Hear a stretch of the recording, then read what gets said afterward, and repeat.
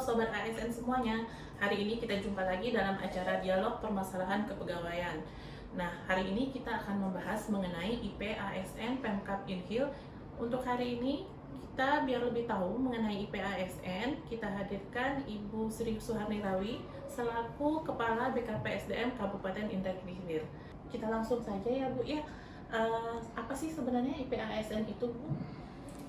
IPASN itu Indeks Profesionalitas ASN yang merupakan suatu instrumen yang digunakan untuk mengukur tingkat profesionalitas aparatur sipil negara. Nah, hasilnya dapat digunakan sebagai dasar dan evaluasi dalam upaya pengembangan profesionalitas aparatur sipil negara. Oh begitu. Nah, bagaimana Bu dengan IP ASN yang ada di lingkungan Pemkab Inhil sekarang Bu? Berdasarkan surat dari Badan Kepegawaian Negara pada bulan Oktober 2022 yang lalu, IPASN di lingkungan pemerintah Kabupaten Indragiri Hilir berada di posisi nomor urut 9. Meskipun demikian, di nomor urut 9 itu Inhil masih termasuk dalam kategori sangat rendah dengan nilai 57,06. Oleh sebab itu, dengan kategori demikian diperlukan upaya-upaya yang lebih yang harus kita sikapi dengan serius. Bagaimana kita dapat meningkatkan IPASN di lingkungan pemerintah Kabupaten Indragiri. Oh, seperti itu ya Bu ya. Nah, gini Bu, sebagai Kepala BKPSDM kan Ibu mempunyai bisa merumuskan kebijakan dan pelaksanaan unsur penunjang pemerintah kepegawaian. Nah, itu lalu apa yang sudah dilakukan Pemkab Inhil, terutama BKPSDM untuk meningkatkan IP ASN di lingkungan Pemkab Inhil ini Bu?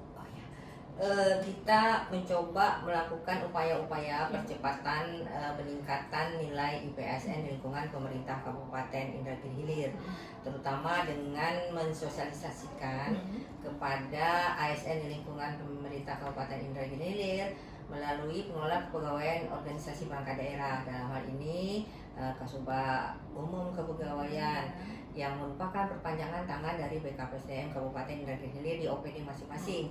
Jadi kita lakukan sosialisasi kepada Kasubag Umum Kepegawaian. Kita harapkan Kasubag Umum Kepegawaian dapat memberikan ilmu, mentransfer ilmu kepada ASN di lingkungan masing-masing. Nah, ini kita maklumi bersama sesuai Perkara 10 tahun 2018 ada dua cara pengembangan kompetensi.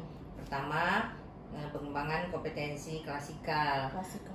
Yaitu kegiatan pengembangan kompetensi yang dilakukan dengan tatap muka di dalam kelas, face to face antara ASN dengan ada narasumber atau WI sebagainya, tentang tenaga pengajar. Nah, di samping itu ada pelatihan non klasikal. Ini kegiatan pengembangan kompetensi yang dilakukan di alam bebas, di tempat kerja atau dengan sistem jarak jauh. Oh, seperti itu. Kalau contoh dari pelatihan klasikal dan non klasikal itu seperti apa ya Bu? Nah, kalau klasikal itu karena tatap muka jadi ada pendidikan pelatihan kepemimpinan nasional untuk eselon 2, kemudian pelatihan kepemimpinan administrator untuk pejabat administrator atau eselon 3, kemudian ada pendidikan pelatihan kepemimpinan pejabat pengawas PKP.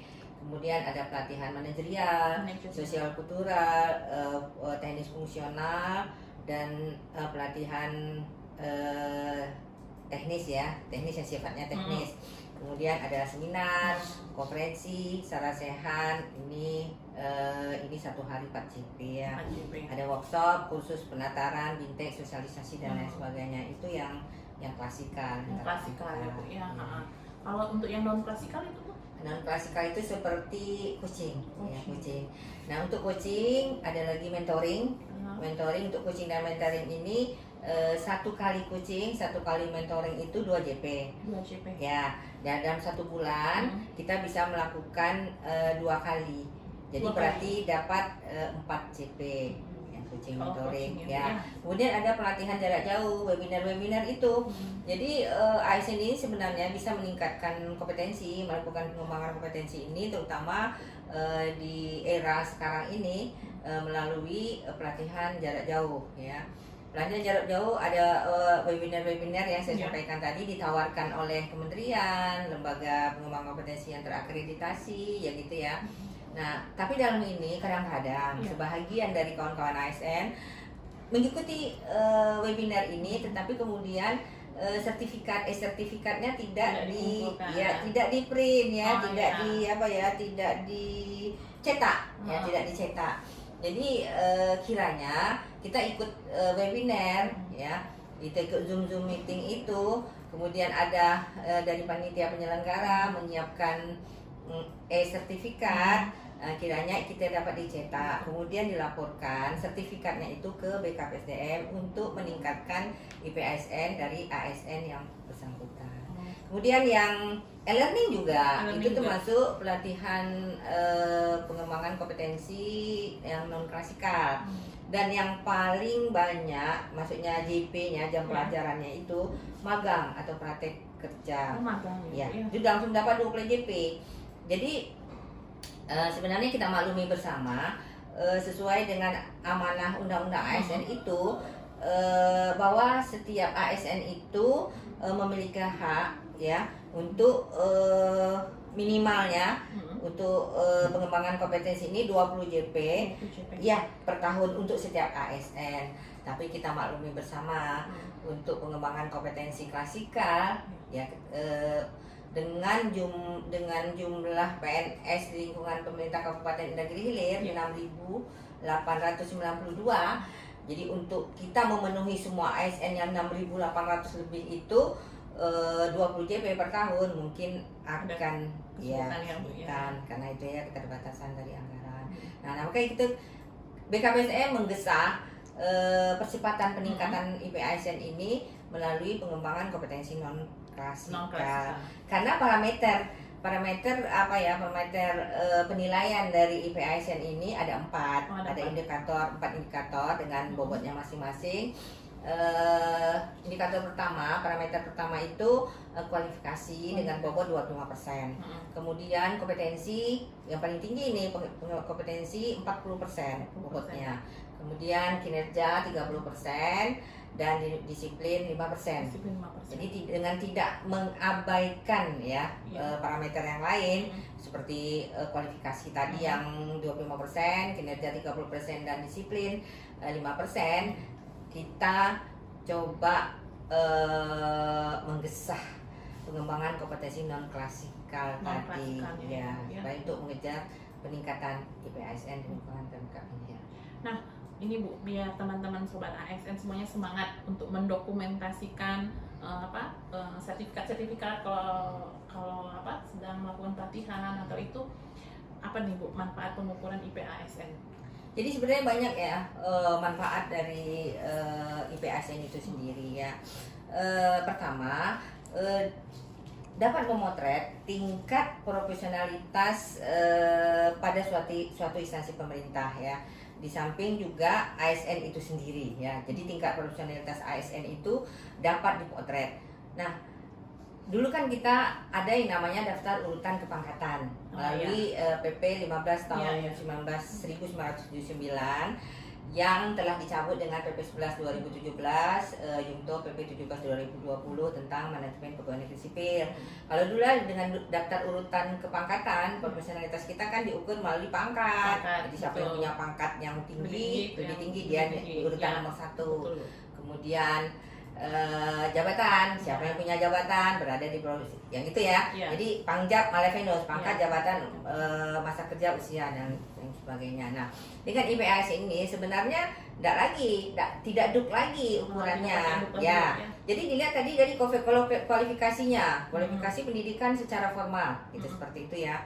Jadi siapa yang pendidikannya S2, S3, S2, S1 dan sebagainya. Jadi kompetensinya yang 40% tadi, siapa yang punya pengembangan kompetensi yang banyak, yang banyak 40% tadi. Nah, siapa yang kinerjanya dilihat juga 30%, kemudian disiplin. Nah, Jadi pada posisi seperti ini dari yang kita evaluasi, ada beberapa OPD yang IP ASN kepala bidangnya lebih rendah daripada pejabat pengawas atau pelaksana. Oh, jadi bisa gitu Ya, Bu, karena itu tadi yang pelaksana atau pejabat pengawas atau pejabat fungsional lebih sering ya mengikuti pengembangan potensi yang non KSK tadi, seperti yang ikut Zoom meeting tadi, dan dia rajin mencetak sertifikat yang diberikan dan dilaporkan kepada BKPSDM. Jadi posisinya seperti itu ya. Jadi itu tidak kayak dulu lagi ya, Bu.